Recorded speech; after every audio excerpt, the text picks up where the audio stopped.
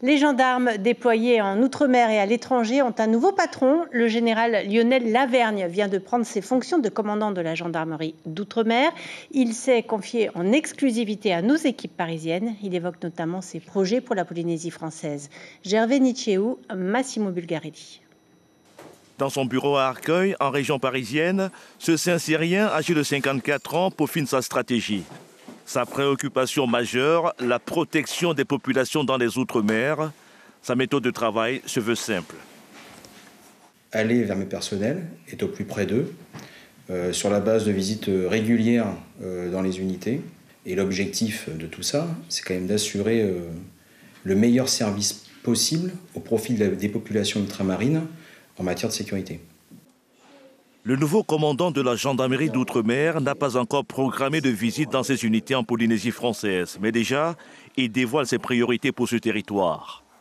Pour la Polynésie, les priorités sont déjà mises en œuvre depuis un certain nombre d'années par la gendarmerie polynésienne, à savoir la lutte contre les trafics de stupéfiants, la lutte contre les violences intrafamiliales et la lutte contre les atteintes à l'environnement.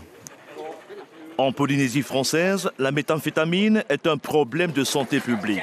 Cette drogue constitue une menace pour l'équilibre social. Une menace que le nouveau patron de la gendarmerie d'Outre-mer est résolument engagé à réduire. Le général Lavergne annonce des mesures. C'est des mesures qui sont liées à des mesures de contrôle des flux, surtout au niveau des voies aériennes, contrôle également au niveau des voies maritimes, puisqu'on est au milieu de l'océan Pacifique.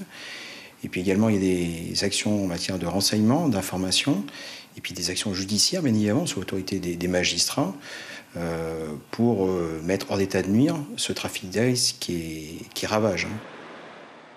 Dans le bilan de la lutte contre les drogues, publié mercredi à Paris, le phénomène de l'ice en Polynésie française occupe une place de choix. En 2022, plus de 26 kilos ont été saisis, soit une augmentation de 142% par rapport à 2021. L'information en continu sur Polynésie la première, Internet et réseaux sociaux.